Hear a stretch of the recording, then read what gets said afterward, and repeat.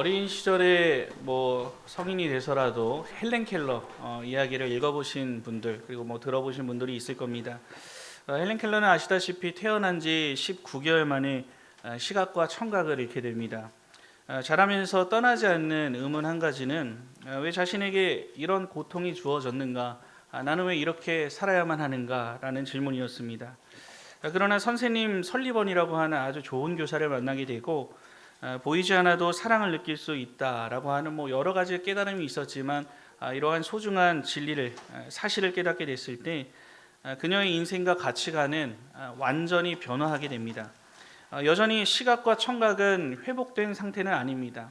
동일하게 어려움과 장애를 가지고 살아가지만 그 한순간의 깨달음이 이웃 삶에 대한 긍정적인 영향을 끼치게 됩니다. 더 이상은 의문과 불평을 가지고 살아가는 것이 아니라 새로운 삶이 시작되는 순간이었습니다. 오늘 하박국 선지자도 마찬가지입니다. 지난 시간 살펴본 하박국은 자신이 마주한 시대적 현실을 보며 답답해했습니다. 그 마음은 하나님을 향했고 도대체 왜 이렇게 하십니까 하나님이라고 하는 왜라고 하는 그 질문을 가지고 하나님께 호소했습니다. 하지만 오늘 본문 3장부터는 전혀 다른 모습을 보이고 있습니다. 이젠 질문이 아닙니다. 왜라고 항변하지 않습니다. 하나님 앞에 기도하며 간구하며 나아갑니다. 그 간구 안에는 위대하신 하나님을 찬양하는 내용이 가득 담겨 있음을 보게 됩니다. 심지어 어떤 고백까지 합니까? 나는 여호와로 말미암아 즐거워하고 기뻐하겠다라고 하는 이러한 놀라운 선포를 하는 데까지 나아갑니다. 지난 시간 살펴본 내용과 같이 택한 백성을 향해 예정된 이 심판의 내용과 그리고 그 심판을 하시는 방법, 더 악한 바벨론을 통해서 심판을 하시고자 하는 이 하나님의 뜻에는 결코 변함이 없었습니다. 그렇다면 그를 변하게 한 것은 과연 무엇입니까? 이러한 놀라운 고백까지 나아가게 했던 그 원동력은 무엇이겠습니까? 오늘 하박국 선지자가 외친 기쁨의 고백에 대한 그 원인을 살펴보면서 우리 역시 악으로 치닫다 결국 심판에 이르게 될 이 세상과 현실적인 여러 결핍들로 힘든 상황이 지속될 수 있지만 하박과 같이 동일한 기쁨을 고백하며 감사로 나아갈 수 있는 그 비결이 어디에 있는지 오늘 본문의 말씀을 함께 상고하며 은혜를 나누고자 합니다. 첫 번째로 심판의 현실 속에서도 구원하시는 하나님의 은혜를 고백할 때 감사할 수 있습니다. 오늘 본문 16절에서 18절의 말씀 다 함께 합독해서 읽어보겠습니다. 시작.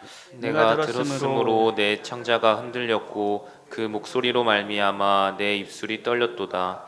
우리가 우리를 치러 올라오는 환난 날을 내가 기다림으로 썩이는 것이 내 뼈에 들어왔으며 내 몸은 내 처소에서 떨리는도다. 비록 무화과 나무가 무성하지 못하며 포도나무에 열매가 없으며 감람나무에 소출이 없으며 밭에 먹을 것이 없으며 우리의 양이 없으며 외양가에 소가 없을지라도 나는 여호와로 말미암아 즐거워하며 나의 구원의 하나님으로 말미암아 기뻐하리로다. 아멘. 본문 3장은 말씀드렸듯이 하박국이 하나님 앞에 올려드린 기도의 내용입니다. 1장에서 2장까지 선지자는 자신이 마주한 현실에 대해서 답답함을 가지고 하나님 앞에 토로했다면 그리고 그에 대한 하나님의 응답을 들었다면 이제는 하나님 앞에 간구함으로 나아가게 됐다는 것입니다. 유다의 죄악이 날로 심각해졌기 때문에 끝내 심판하시기로 작정하신 하나님께서는 유다보다 더 악한 바벨론을 들어 심판을 하시겠다고 말씀하셨습니다. 이해할 수 없는 방식이었습니다. 그래서 또다시 하박국은 하나님 앞에 질문했습니다. 그렇지만 하나님께서는 뭐라고 하셨습니까? 너는 의인이다. 의인은 믿음으로 말미암아 살아야 한다라고 말씀해 주십니다. 우리는 그 내용에 대해 지난 시간 살펴보았습니다. 그리고 2장 5절부터 마지막 2장이 끝나는 20절까지 하나님의 도구로 사용된 그 바벨론 역시 하나님 앞에 지은 죄로 말미암아 끝내 심판받아 멸망받게 될 것이라고 약속하십니다. 이 말을 듣게 된 하박국은 자신의 생각과 판단으로 헤아릴 수 없는 하나님의 놀라운 역사의 손길을 보게 되었습니다. 결국 하나님의 주권과 섭리를 깨닫고 이제는 믿음의 기도를 올리게 되는데 그것이 바로 오늘 본문 3장이 시작되는 내용이었습니다. 3장 2절을 보시면요. 여호와여 내가 주께 대한 소문을 듣고 놀랐습니다 라고 말합니다. 여기서 선지자가 듣게 된 이 소문이라고 하는 것은 이어지는 3절부터 15절까지 기록된 내용으로 알 수 있습니다. 이 내용을 요약해 드리자면 이스라엘이 출애굽을 했던 일, 그리고 시내 산에서 하나님께서 임재했던 일, 가나안까지 인도해 나가시며 하나님께서 그 땅 가운데 가기까지 섭리하시고 당신의 주권을 보이셨던 여러 일들, 택한 백성을 향한 하나님의 인도와 구원의 손길들이 가득 기록되어 있습니다. 지금 하박국은 과거에 역사하신 하나님께서 지금도 동일하게 역사해 주실 것을 깨달았던 것입니다. 심판마저도 하나님의 주권적 섭리 속에 반드시 이루어질 일임을 알고 하나님의 일하심에 대한 그 경외심이 놀랐다. 오늘 본문에 보니 놀랐다라고 고백하고 있는 것입니다. 이런 흐름 가운데서 16절 말씀을 보셔야 합니다. 유다를 향한 하나님의 심판이 반드시 임한다는 것을 알았기 때문에 심판의 현실 앞에 인간적인 두려움과 하나님의 역사하심에 대한 경외를 동시에 안고 있는 상황이었습니다. 두려움에 일어난 그 온몸의 떨림, 모든 것이 멸망당할 그 심판의 상황 가운데 너무나도 두려웠던 그 마음이 내 창자가 흔들렸다라고 하는 고백 가운데 담겨 있습니다. 또한 하나님의 말씀 앞에 더 이상 묻지 않고 침묵과 경외로서 일어난 반응이 무엇이었습니까? 내 입술이 떨렸다라고 생생하게 표현합니다. 이제 선지자는 바벨론을 통한 심판을 기다리겠다라고 하는 고백까지 나아갑니다. 이 기다린다라고 하는 것은 실제 이 일이 이루어질 것을 믿는다는 의미가 함축되어 있습니다. 하박국은 현실을 회피하려고 하지 않았습니다. 현실의 두려움을 그대로 인지했지만 그 모든 것을 이끄시는 하나님의 주권과 섭리를 바라보는 믿음이 그보다 더 크게 그 안에 작용하고 일어났던 것입니다. 그리고 놀라운 고백을 남기게 됩니다. 자신의 처한 현실, 앞으로 그 마주하게 될 현실이 무화과 나무가 무성하지 못하고 포도나무에 열매가 없고 감람나무에 소출이 없고 밭에 먹을 것이 없고 우리의 양과 외양간에 소가 없어도, 즉 아무것도 내 앞에 주어지는 것이 없다 할지라도, 내가 모든 것을 잃어버린다 할지라도 뭐라고 합니까? 나는 여호와로 즐거워하고 구원의 하나님으로 기뻐하겠다라는 놀라운 선포를 하고 있는 것입니다. 무화과, 포도, 감람나무, 밭의 소출과 양과 소는 모두 이 당시 백성과 관련된, 그들이 살아가는 생존과 관련된 그런 도구들이었습니다. 경제의 기반이었습니다. 이 모든 것이 없다라고 말하는 것은 삶의 기반이 완전히 무너져 버리는 상황을 가정합니다. 모든 것이 소멸되는 심판의 상황을 그대로 보여주고 있다 할 수 있습니다. 하지만 선지자의 시선은 이제 하나님의 큰 일에 눈이 떠졌습니다. 이 땅에서 먹고 사는 것에 매여 있는 것이 아니라 심판 속에서도 하나님의 구원과 자비하심이 있고 그분의 뜻 가운데 선하신 뜻대로 인도하신다는 것을 과거의 사건을 떠올리며 믿음을 통해 고백하게 된 자리에 이르게 된 것입니다. 그 심판의 목적이 유다의 멸망에 있지 않다는 것을 알았습니다. 언약 백성의 정결과 회복의 과정을 위해 하나님께서 허락하신 시간임을 깨닫게 되었습니다. 하나님은 당신의 주권과 섭리 속에 심판 속에서도 자기 백성을 끝내 건져주시는 분, 구원해 주시는 분, 새롭게 하시는 분, 회복하게 해주시는 분이심을 신뢰하고 믿었던 것입니다. 그 하나님으로 말미암아, 그러한 하나님의 일하심으로 말미암아 나는 즐거워하고 기뻐한다 라고 외치는 데까지 나아간 것입니다. 선지자는 이 외적인 회복이 아니라 하나님의 성품에 따른 그분의 일하심을 바라볼 때, 하나님의 어떠하심을 바라볼 때 기뻐했습니다. 기쁨의 근원을 하나님의 어떠하심과 그분의 일하심을 통해서 발견하게 되었던 것입니다. 심지어 이 즐거워하고 기뻐할 것이다 라고 말했지 않습니까? 이 문장에 담긴 이 문법을 살펴보면은 나는 의지적으로 즐거워하고 기뻐할 것이다. 즉 즐거워하고 기쁜 그 내용을 내가 하나님 앞에 의지적으로 드러내고 고백할 것이다 라고 하는 이러한 선지자의 의지가 이 안에 담겨 있음을 보게 됩니다. 성도 여러분, 제2차 세계대전이 진행되던 가을에 독일군의 폭격기가 밤낮으로 런던 상공을 뒤덮고 있었습니다. 런던 대공습으로 불린 이 시기에는 하루에도 수백 명이 죽어나가던 상황이었고 모든 건물은 잿더미가 됐습니다. 물론 그 잿더미 속에 교회도 예외는 아니었습니다. 런던 중심부의 세인트 마틴 교회 역시 폭탄을 맞아 지붕이 무너지고 예배당이 불타서 기둥만이 남아있는 처참한 상황이었습니다. 그리고 주일이 다가왔을 때 무너진 교회벽 옆에서 허공을 덮은 재와 연기 사이에 서서 성도들은 함께 모여 예배를 드렸습니다. 모든 것이 심판받아 무너져버린 것 같은 현실과 나아질 희망조차 보이지 않던 암담한 이 현실의 상황 속에서 목사님은 설교를 통해 이런 말을 남깁니다. 우리는 폐허 위에 서 있습니다. 그러나 이 자리가 바로 하나님이 여전히 우리 가운데 계심을 증거하는 자리입니다. 우리는 잃은 것이 많지만 하나님이 우리와 함께 하시고 끝내 회복시키실 것을 믿기에 우리는 감사할 수 있습니다.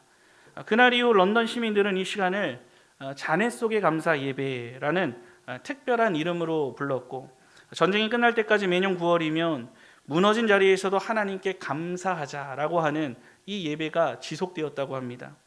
전쟁의 폐허 속에서도 가진 것이 아무것도 없는 모든 것을 잃어버린 삶의 현실 속에서도 감사라고 하는 이 단어가 나올 수 있던 이유는 하나님의 일하심을 성경을 통해 바라봤기 때문임을 부인할 수가 없습니다.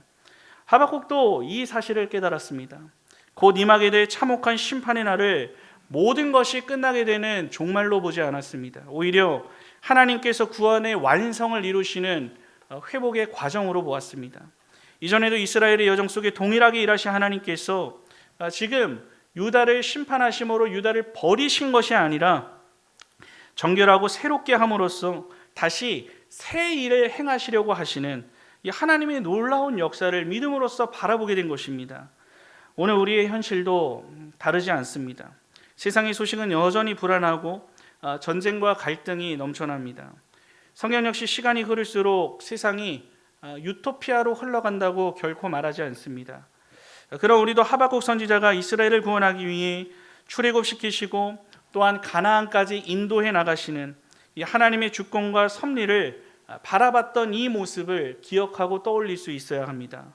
모든 것이 없다, 없다, 없다라고 하는 이 처참한 현실 속에서도 즐거움과 기쁨을 노래했듯이 오늘 우리도 일어나는 모든 일들뿐만 아니라 개인에게 불어닥친 미래가 확실치 않고 불안한 모든 심판의 때에 하나님의 주권과 섭리를 바라보게 될 때에 우리 또한 어떻게 고백할 수 있습니까? 난 여호와로 즐거워하고 구원의 하나님으로 인해 기뻐하리로다 라고 하는 믿음의 고백을 올려드릴 수 있게 됩니다.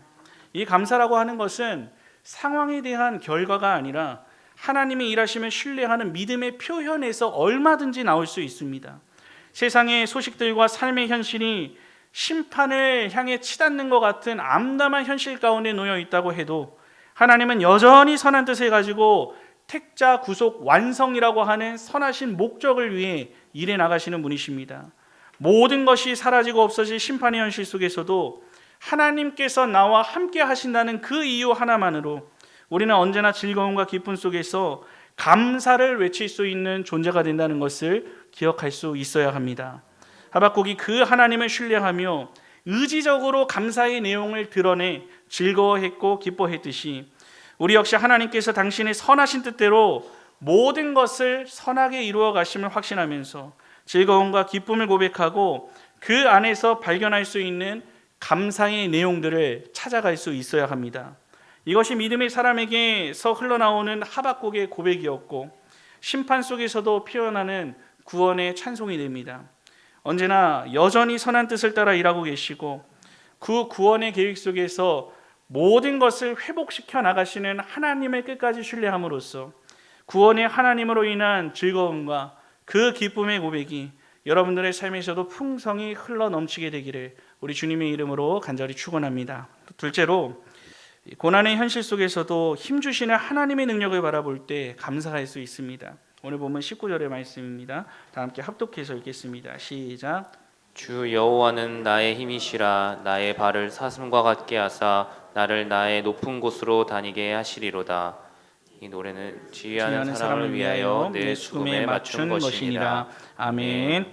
앞서 하박국은 말했습니다. 무화과, 포도, 감람나무 열매, 양과 소와 같은 모든 세상적인 근원이 끊어지게 되는 삶의 근원이 기반이 무너지는 상황을 바라보았습니다. 그리고 그 모든 의지할 근거가 사라진 자리에서 하나님으로 인한 하나님으로 말미암은 기쁨을 선포했습니다. 하박국은 동일한 자리에서 또 다른 고백을 합니다. 바로 주 여호와는 나의 힘이다 라고 하는 고백입니다. 여기서 힘이라고 하는 것은 체력과 같은 단순한 의미가 아닙니다. 그 상황, 특별히 하박국에게는 심판과 모든 것이 결핍된 상황이겠죠. 그 상황을 지탱해 나갈 수 있는 능력을 뜻합니다. 더 나아가서 어떠한 난관도 극복할 수 있는 근원적인 능력이라고 하는 의미가 포함됩니다. 하박국은 하나님을 이런 힘을 주시는 분으로 보았던 것입니다. 하나님이야말로 모든 문제와 어떤 역경을 근본적으로 이겨낼 수 있는 능력을 주시는 참된 해결자이심을 고백하고 있습니다. 이는 앞서 포도나무나 양과 소와 같은 것들이 없어도 여호와로 인해 기뻐할 것을 찬양했었는데, 이런 위대한 신앙의 비결이 무엇인지 드러낸 말씀이기도 합니다. 그 비결이 무엇입니까? 바로 하나님께서 온 세상 만물을 지으신 창조주이시고 어느 때, 어느 시, 어느 장소, 어느 상황에서도 당신을 의지하는 자에게 소망을 주시는 하나님, 힘과 능력을 주시고 필요한 모든 것을 채워주실 수 있는 분이라는 확신이 하박국 선지자에게 있었던 것입니다. 이러한 고백은 바울의 고백과 같은 선상에 있습니다. 어떤 위기와 어려움이 와도 택한 백성을 향한 하나님의 사랑 안에서 넉넉히 이긴다, 우리가 그분의 사랑 안에서 넉넉히 이길 수 있다라고 하는 고백과 같은 선상에 있다 할 수 있습니다. 그리고 이러한 하나님의 능력은 우리를 높은 곳에 이르게 한다라고 본문은 기록하고 있습니다. 그리고 이것을 사슴과 관련하여 비유로서 표현합니다. 이 당시 고대 근동에서 사슴은 험준한 산악지대조차 빠르게 그리고 높은 데까지 어려움 없이 뛰어다닐 수 있는 동물로 인식되었습니다. 오늘 본문에서는 이 앞서 제시된 심판으로 인한 역경과 시련을 충분히 그리고 신속하게 극복할 수 있을 만큼 특별한 은혜와 능력을 하나님께서 베풀어 주신다는 것을 이 사슴을 통해 높이 올라가고 다닌다라고 하는 이 말씀 안에 담겨진 의미입니다. 이 능력으로 높은 곳에 서게 하실 것이라 했습니다. 모든 시련과 그 어려움들을 하나님의 능력으로 극복한 그 자리를 의미하고 있습니다. 실제로 삶의 자리에서 성도를 둘러싸고 괴롭게 하는 모든 난관들은 충분히 우리가 낙담할 일들이 너무나도 많고 절망스러운 상황일 경우가 많습니다. 그러나 그 모든 현실적인 시련과 어려움에도 성도가 승리할 수 있는 것은 그 문제보다 훨씬 더 크신 하나님, 시련과 어려움을 능히 이길 수 있는 넘치는 은혜와 축복을 베푸시는 하나님의 도우심을 이 선지자는 너무나도 분명하고 확실히 믿고 있었던 것입니다. 궁극적으로 하박국의 고백은 심판으로 인해 자신이 마주할 그 고난이 너무나도 명백했지만 그럼에도 그분의 도우심으로 끝내 승리의 자리에 굳게 서게 될 것을 확신하며 하나님을 찬양하는 노래를 부르고 있던 것입니다. 성도 여러분, 하박국 선지자가 주 여호와는 나의 힘이라고 고백한 말은 단순한 누군가를 위로하기 위해 꺼낸 말이 아니었습니다. 철저히 자신의 현실 속에 고백되고 있는 체험적인 믿음의 고백입니다. 그는 무너지는 나라와 심판의 예고 앞에 서 있습니다. 참담합니다. 그 상황에서 모든 경제적 기반이 무너지고 어디서도 도움을 구할 수 없습니다. 모두가 다 똑같은 처참한 상황에 이르게 될 것이기 때문입니다. 그러나 그는 그러한 절망의 상황에서 절망 대신 절망을 바라보는 것이 아닌 하나님을 바라보았습니다. 왜냐하면 하나님께서는 그에게 힘이 되시는 분이셨음을 확신했기 때문입니다. 우리의 삶에도 이런 현실이 있습니다. 세상의 암담한 현실 속에서 내 개인의 삶까지도 찾아오는 여러 가지 어려움과 온갖 모양의 결핍들이 찾아옵니다. 이때 우리가 하나님의 백성이라고 한다면 낙심하거나 포기하고 있어야겠습니까? 그렇지 않습니다. 하박국의 고백을 기억하면서 동일한 고백이 우리들의 입술과 우리의 심령을 통해서도 찬송으로 울려 퍼질 수 있어야 합니다. 그것이 무엇입니까? 바로 주 여호와가 나의 힘이 되신다라고 하는 이 놀라운 믿음의 고백입니다. 확신의 고백입니다. 하나님은 단순히 우리의 감정을 위로하시기 위해 이 말씀을 선지자로부터 통해 우리에게 주시는 것이 아닙니다. 현실의 무게를 견디게 하는 능력의 근원이 바로 나 여호와 하나님이다라고 우리들에게 말씀해주고 있으신 것입니다.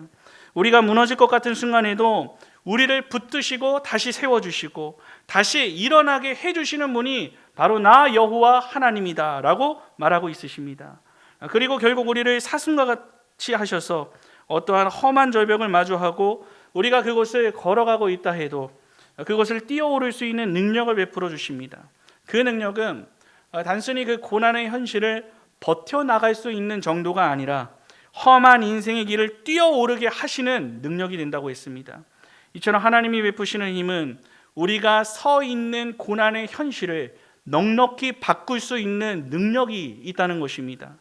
오늘 여러분이 스스로의 힘으로 설 수 없는 그 자리에 서게 될 때에 하나님이 우리의 발을 사슴처럼 하심으로 결국 하나님이 예비하신 승리의 자리로 인도해 주신다는 것을 우리 역시 믿음으로 고백할 수 있어야 합니다.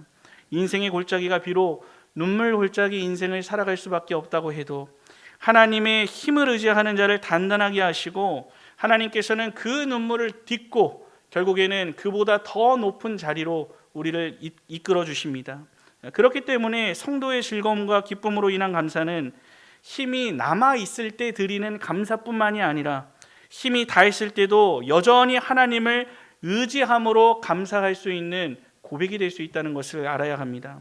이것이 하박국이 드린 즐거움과 기쁨의 내용이었고 믿음의 사람들, 우리 모든 하나님을 동일하게 믿는 사람들이 누릴 수 있는 동일한 믿음의 고백이 됩니다.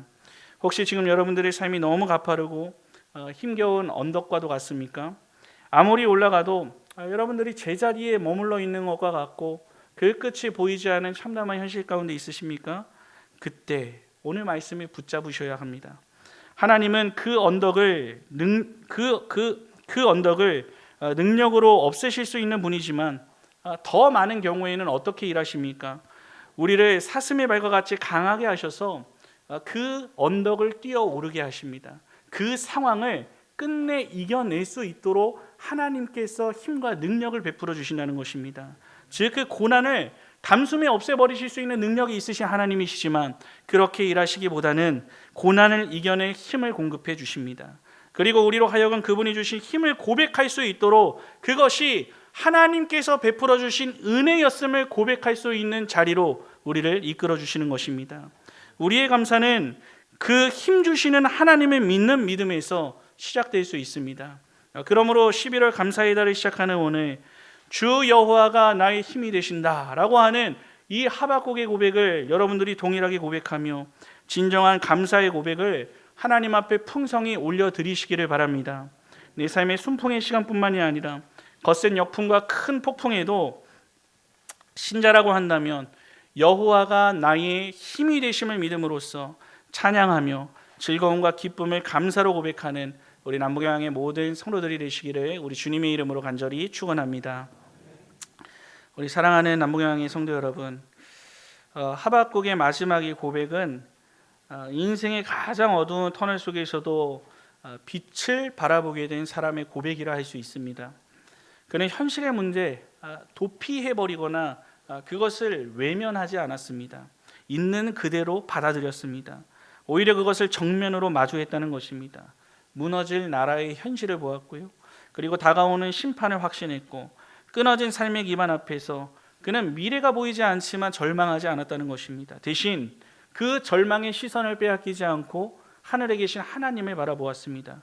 나는 여호와로 즐거워하며 나의 구원의 하나님으로 말미암아 기뻐하리로다. 주 여호와는 나의 힘이 되십니다 라고 하는 바로 이 두 고백이 하박국의 노래의 결론이자 믿음의 사람들이 오늘도 외쳐야 할 동일한 찬송의 내용이 되는 것입니다. 오늘 우리의 현실 또한 다르지 않습니다. 세상은 점점 더 악해지고 삶은 점점 더 팍팍해지는 것만 같습니다. 예기치 못한 고난이 찾아오고 우리의 힘으로 감당할 수 없는 현실의 일들이 우리의 삶에 무게를 더해 짓누르고 있습니다. 그러나 우리는 그런 현실 가운데서도 기억해야 합니다. 감사는 형편이 나아졌을 때 드리는 감정적인 표현이 아니라 하나님이 여전히 나의 하나님이심을 믿는 믿음의 반응이 된다는 것입니다. 이 때문에 믿음의 사람은 모든 것이 없다 할지라도 항상 하나님 앞에 감사할 수 있는 존재이고 모든 것이 무너져도 하나님을 찬양하고 노래하며 살아갈 수 있는 존재가 됩니다.